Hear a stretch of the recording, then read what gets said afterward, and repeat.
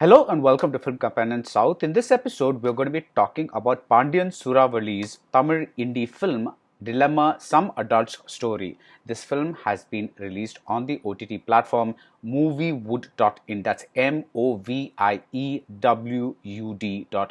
Now, this film is in black and white and is divided into chapters. In the very first chapter, we see a fixed frame. The camera stays fixed outside a window and we see the goings on through the bars of the window. Now, what happens inside the house as we look on from outside? A man named Selvam enters. It's been raining outside, so he dries himself and he pours himself a glass of brandy.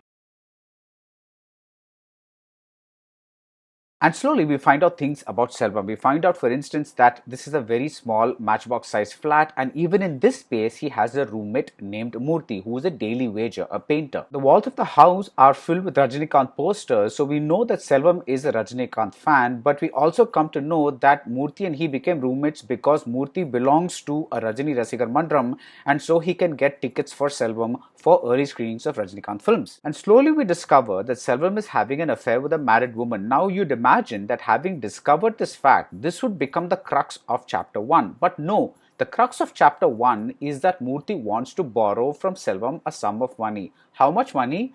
$100. And slowly you begin to realize what the aesthetic principle of the film is. It shows everything in great detail, as if it's happening in real time, as if we are in this room with these people, observing them and not being movie audiences with the luxury of watching events being edited out by the editor.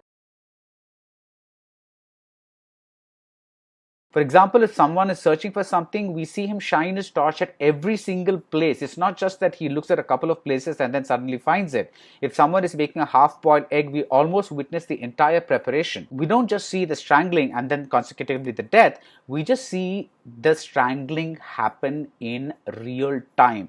We almost seem to sense the air, the last gasps of air slipping out of this man's nose or mouth. Have you seen Jayaprakash Radhakrishnan's The Mosquito Philosophy? With that film and with this film Dilemma, I think there may be a tiny little movement happening in Tamil indie cinema. Now, Alfred Hitchcock once said, and I'm not quoting the exact thing, that drama is life with all the dull bits cut out.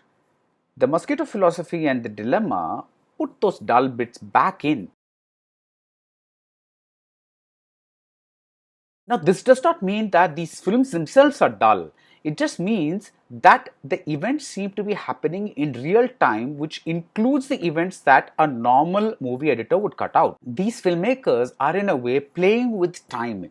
Instead of compressing time and showing us just the important moments, the important events, the important dialogues, the important characters, they are expanding time and letting the film breathe with everything being shown in real time in great detail. They are in a sense putting us into these scenes with the characters, and it's almost like a documentary-like approach. So the films themselves are not like documentaries at all.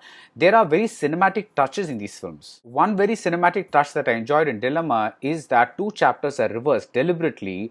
So we witness an event happening and think we're a little confused because we're like, what is happening exactly? But then the reason for what's happening comes in the next chapter, which logically should have come before this chapter. I really enjoyed that touch. So like a regular movie, we do have things like suspense and drama. It's just that, like life, we also have the dull bits put back in. And this makes the film more natural, more lifelike.